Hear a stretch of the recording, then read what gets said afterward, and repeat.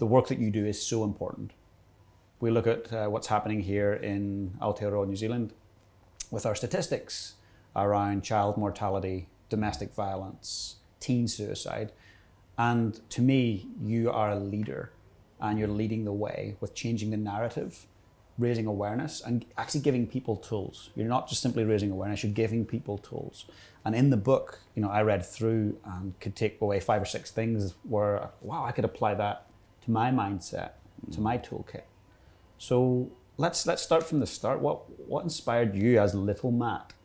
To go, if you go back to Little Matt, where did this all begin for you? This will be obviously my story, my story of my upbringing, witnessing domestic violence from as young as 3, from what I remember. It was a normal part of my upbringing, By the age of 10, we had lived in every woman's refuge home here in Ōtautahi. My father, throughout my whole entire childhood, was incarcerated in and out constantly due to domestic violence. And so, I just had a need. By the age of 15, I moved out of home.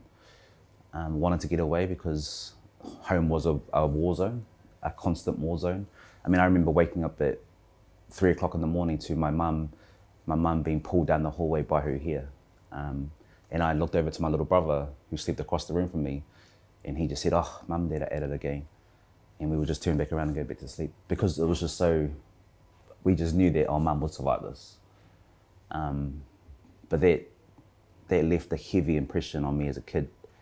And then around my neighbourhood where I grew up, Hornby and Aranui, I moved into Aranui when I was 15. A lot of my close friends, were dealing drugs, incarcerated, joining gangs, heavy addictions, and I lost a few close friends to suicide. And it was from then on at a young age where I realized I didn't want to follow that narrative because it was just destroying us. And I knew why. It was because the trauma that so many of us grew up around, we just internalized that.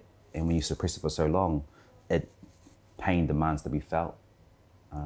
And how it's going to be felt, it manifests itself into all sorts of things. So, decided to go on my own hikoi, my own journey of healing, doing the work myself. And when I say healing, my journey of healing wasn't butterflies and rainbows and unicorns. It was a lot of tears, a lot of therapy, and just talking about my own pain. And so when I discovered barbering, which I am now a barber, holding space for men to talk, I soon learnt from the men that sat in my chair was that we were all more alike than we are different. That shame, pain, trauma doesn't discriminate. No matter where you come from or what status you hold or where you are in the wealth status, all of us are more alike. So, which then led on to writing a book. Yeah.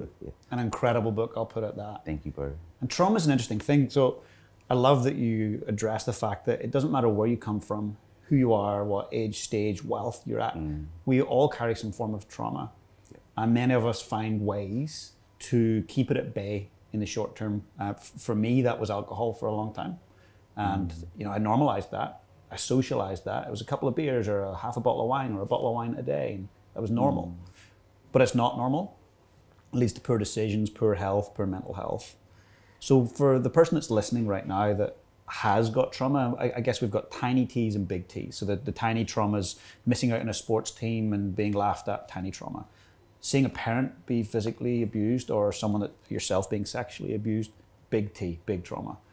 Where do people start in terms of going into the healing journey? Well, I like to start from the best description of trauma I've ever heard comes from a guru that I admire, who goes by the name of Gaba Mate. And he says, trauma is what happens inside of you as a result of what happened to you. And so when I come from that foundation of knowing what's, the experiences that we've had, especially as a child witnessing violence or even experiencing sexual abuse, that's traumatic. And so for me in my healing journey, what I had to do, one of the tools I had to teach myself was reparenting myself. Going back to that situation and speaking life to little Matt, giving life to little Matt, giving him some hope, and help him reinterpret those events. Because for a lot of children, we have two options, especially if you're growing up in violence. Option one is we blame our caregivers, it's their fault, or option two is we blame ourselves. And for most kids, we're not going to blame our caregivers because they put food on the table. They need to be our nurturers and superheroes. So we internalize it and we blame ourselves. For most kids, we'll blame ourselves. Maybe I'm doing something wrong, or it's my fault why mum and dad are arguing, or my fault why dad is stressing, or mum is stressing. And then that lives within us, as adults. And so I've had to go and I used to believe that, shame ruled my life for so many years. I was worthless. I'm not good for anyone. I'm ugly. All those things I told myself. And then as a man, it really affected me. It affected my relationships. It affected how I interacted with people. And so I've had to really, for me, doing the work was going back and reinterpreting to little Matt that your childhood trauma wasn't your fault. What's happened to you was not your fault, but your healing now as an adult is so your responsibility. And I love that you call it that. It's your responsibility as an adult to heal your own trauma, as opposed to looking for external ways to express that. And for some, that's through addiction. For some, that's through violence, crime. The statistics would say what you've suffered, most people would not have written a book. They wouldn't be traveling around New Zealand and the world spreading the message that you spread. That's truly incredible what you've done. Thank you, bro. Yeah, it's phenomenal.